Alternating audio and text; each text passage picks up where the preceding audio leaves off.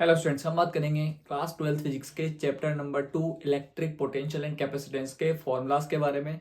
तो पार्ट 1 हमने कंप्लीट कर लिया है, कुछ फॉर्मूले उसमें देख लिए हैं हमने। अब हम उसके आगे के फॉर्मूले यहाँ पर डिस्कस करते हैं। देखिए, इसमें पहला फॉर्मूला है आज के लेक्चर में electric potential at a general point. तो electric potential at a general point किसकी वजह से? Due to electric dipole. तो हम बोलेंगे electric potential at a general point due to electric dipole, due to electric dipole. तो ये हमने इलेक्ट्रिक डायपोल बना दिया, माइनस क्यू प्लस क्यू, ये पूरा सिस्टम मिलकर क्या बनता है? इलेक्ट्रिक डायपोल बनता है। और इसकी वजह से आर डिस्टेंस पर जो पॉइंट पी मान लिया, इस पर हम बात कर रहे हैं इलेक्ट्रिक पोटेंशियल की due to this electric dipole. Angle यहाँ थीटा ले रखा है हमने, ठीक है। और ये पॉइंट पी जो है वो आर थीटा पर है, मतलब यहाँ पोलर कोऑर्डिनेट्स बोल सकते हैं इसको। जो आर थीटा है वो पोलर कोऑर्डिनेट्स कहलाते हैं। तो जो आर थीटा पर हमारे पास इलेक्ट्रिक पोटेंशियल आया, उसका फॉर्मूला क्या है? KP cos theta upon r square minus a square. तो ये फॉर्मूला आपको याद रखना है, v r comma theta equals to k p cos theta upon r square minus a square की हम बात करेंगे यहाँ पे, ठीक है। अब हम बात करें eight axial point. Eight axial point की बात करेंगे कि एक्सियल पॉइंट पर क्या होगा। और एक बात और कि यहाँ पर क्या है, फॉर शॉर्ट डाइपोल की बात करी जाती है। तो फॉर शॉर्ट डाइपोल के लिए ये फॉर्मूला किसमें कन्वर्ट हो जाता है? ये फॉर्मूला हो जाता है v इक्वल्स टू या v r theta equals to k p cos theta upon r square. इस तरीके से कन्वर्ट हो जाता है। तो v इक्वल्स टू क्या फॉर्मूला बनता है? KP cos theta upon r square. तो आर जब बहुत ज्यादा होता है एक एक कंपेरिजन में, आर जब बहुत ज्यादा होता है एक एक कंपेरिजन में, फोर शॉर्ट डाइपोल बोलते हैं इसको, उस केस में ये फॉर्मूला हम याद रखेंगे। और v equals to k p cos theta upon r square, ठीक है। तो उसमें से ए स्क्वायर नेग्लेक्ट हो जाएगा। तो अब इसको काम में लेते हुए हम यहाँ बात करेंगे eight axial point. Four short dipole के लिए चलेगा eight axial point. Axial point मतलब क्या? माइनस क्यू और प्लस क्यू को मिलाने वाली जो लाइन होती है उसको हम बोलते हैं एक्सियल लाइन, ठीक है। और एक्सियल लाइन पर कोई पॉइंट है उसको बोल देंगे एक्सियल पॉइंट। तो आप देखिए एक्सियल पॉइंट के लिए थीटा, अब ये पॉइंट इधर आता है तो यहाँ आ गया, मतलब थीटा कितना हो गया इसके लिए? थीटा हो गया यहाँ पे इसके लिए 0 डिग्री। तो एक्सियल लाइन पर अगर कोई पॉइंट है तो उसके लिए थीटा कितना होगा? 0 डिग्री होगा। तो इस फॉर्मूले में ये जो फॉर्मूला है, इस फॉर्मूले में थीटा को 0 डिग्री रखिए। तो v equals to k p cos 0 degree upon r square, k p upon r square, क्योंकि कोस 0 डिग्री 1 होता है। तो हमारे पास जो v एक्सियल का फॉर्मूला आएगा वो आएगा kp cos 0 degree upon r square, then v axial equals to kp upon r square, ठीक है। ऐसे ही एट इक्वेटोरियल पॉइंट पर बात करेंगे। अब ये इक्वेटोरियल पॉइंट क्या होता है? ये जो इलेक्ट्रिक डायपोल है इसके परपेंडिकुलर वाली लाइन जो इसके सेंटर से पास हो, ये सेंटर है। तो मिड पॉइंट जो होता है इलेक्ट्रिक डायपोल का वही सेंटर कहलाता है। तो सेंटर से पास होने वाली लाइन और एक्सियल लाइन के परपेंडिकुलर उस पर कोई पॉइंट है उसको हम इक्वेटोरियल पॉइंट बोलते हैं, उस लाइन को हम इक्वेटोरियल लाइन बोलते हैं। तो ये इक्वेटोरियल पॉइंट मान लिया हमने पी, और यहाँ से मान लीजिए वो आर डिस्टेंस पर है। तो हम यहाँ पे कितना लिखेंगे? थीटा, यहाँ पे थीटा कितना हो जाएगा? 90 डिग्री। आप देखिए एंगल, देखिए यहाँ से जो एंगल बनेगा वो 90 डिग्री बनेगा। ये देखो ये एंगल, ठीक है। और फॉर्मूला ये v equals to k p cos 90 degree upon r square. Cos 90 zero होता है, तो पूरा जो वैल्यू है v इक्वेटोरियल का फाइनल जो आंसर आएगा वो जीरो आएगा। तो v इक्वेटोरियल डायरेक्ट याद रख लीजिए आप, जीरो, ठीक है। फॉर्मूले में रखते ही जीरो आ जाएगा, ठीक है। इसको आप लिख लीजिए या इसका स्क्रीनशॉट ले लीजिए, फिर हम आगे बात करते हैं।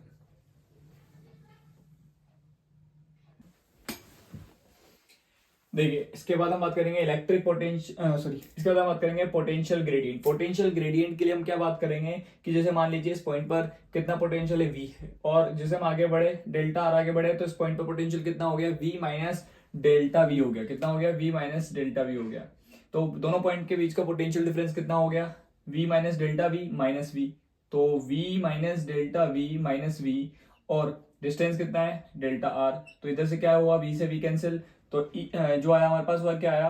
Delta v by delta r with negative sign, इसी को बोलते हैं ई। तो E equals to minus delta v by delta r होता है ई और वी में रिलेशन, ठीक है। इसी को पोटेंशियल ग्रेडियंट कहते हैं। पोटेंशियल अपॉन डिस्टेंस को ही पोटेंशियल ग्रेडियंट कहा जाता है, जो ई के इक्वल होता है इलेक्ट्रिक फील्ड इंटेंसिटी के मैग्नीट्यूड के इक्वल होता है।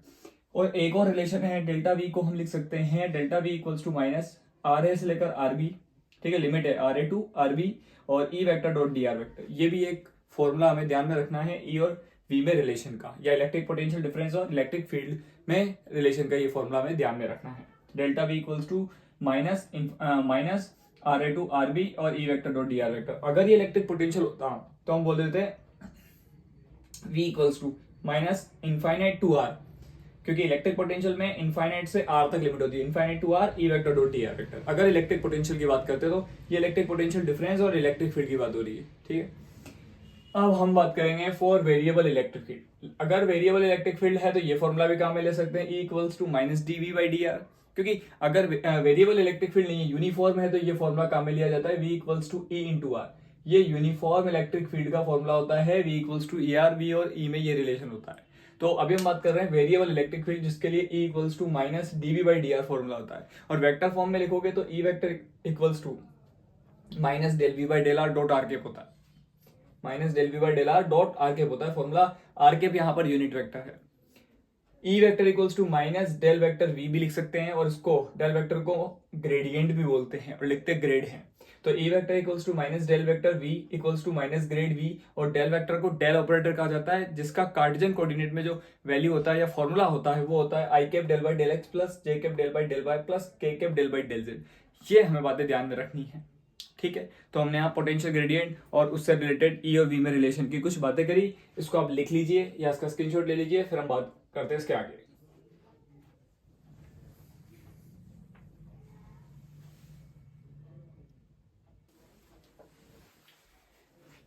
नेक्स्ट फॉर्मूला है इलेक्ट्रिक पोटेंशियल एनर्जी, ठीक है। इलेक्ट्रिक पोटेंशियल एनर्जी में पहला है कि अगर सिस्टम में कितने चार्ज हो, दो चार्ज हो, तो for system of two charges के लिए, जैसे एक चार्ज है Q1 एक चार्ज है Q2, आर डिस्टेंस पर है दोनों, तो इनकी जो पोटेंशियल एनर्जी होगी, इलेक्ट्रिक पोटेंशियल एनर्जी, उसका फॉर्मूला क्या होगा, U equals to k Q1 Q2 by are.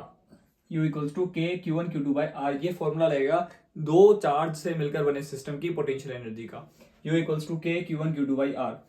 अगर मान लीजिए चार्ज कितने हैं, तीन हैं, Q1 Q2 Q3, तीन चार्जेस हैं, तो उस तीन चार्ज से मिलकर जो पूरा सिस्टम बनेगा, उसकी पोटेंशियल एनर्जी का फॉर्मूला होगा U equals to k Q1 Q2 upon R12। ये R12 ये डिस्टेंस, R23 ये और R13 ये। तो फॉर्मूला रहेगा U equals to k Q1 Q2 by R12 plus के Q2 Q3 upon R23 plus के Q1 Q3 अपॉन R13। ये फॉर्मूला रहेगा। अब हमें पता कैसे चलेगा कि कितनी टर्म आएगी, एक टर्म, दो टर्म, तीन टर्म, कैसे पता चला? तो फॉर्मूला होता है टर्म पता करने का कि इस फॉर्मूले में कितनी टर्म आएगी, वो होता है n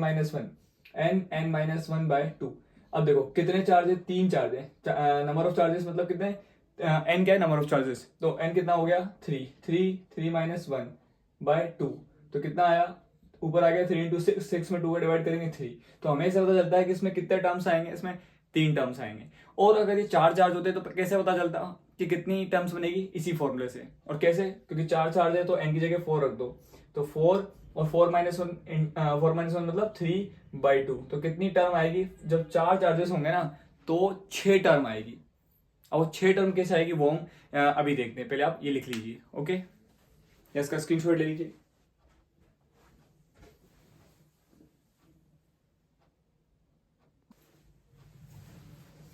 देखिए अब अपन बात करेंगे फॉर सिस्टम ऑफ 4 चार्जेस। अगर एक सिस्टम के अंदर कितने चार्जेस है, 4 चार्जेस हैं, तो Q1 Q2 Q3 Q4 को हमने इस तरीके से अरेंज कर दिया।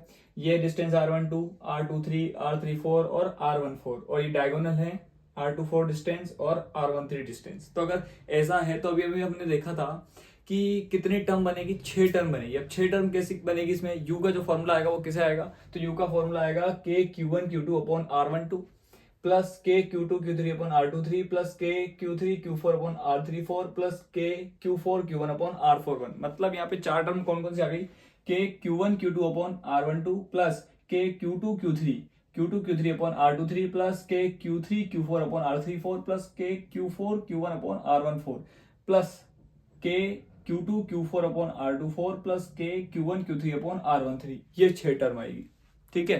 तो ये 6 टर्म, 4 तो यहाँ तक बता दी थी, प्लस के Q1 Q3 upon R13 diagonal वाली टर्म प्लस के Q2 Q4 upon R24 diagonal वाली टर्म, ये है। अब अगर सिस्टम के अंदर n चार्जेस हैं तो U इक्वल्स टू के बाहर ले लो, समेशन I1 to n, है ना। अगर अब n तक की बात कर रहे हैं तो n चार्जेस है तो I1 to n J1 to n I is equal to J QI QJ upon RIJ, ये फॉर्मूला।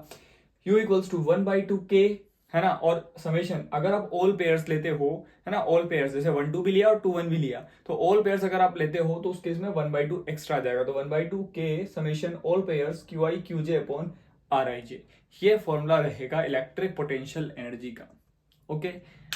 Thank you. यहाँ इस पार्ट 2 में हम यहाँ तक की बात करेंगे। नेक्स्ट जो लेक्चर रहेगा उसमें इसके आगे के फॉर्मूला के बारे में डिस्कस करेंगे, ओके। Thank you.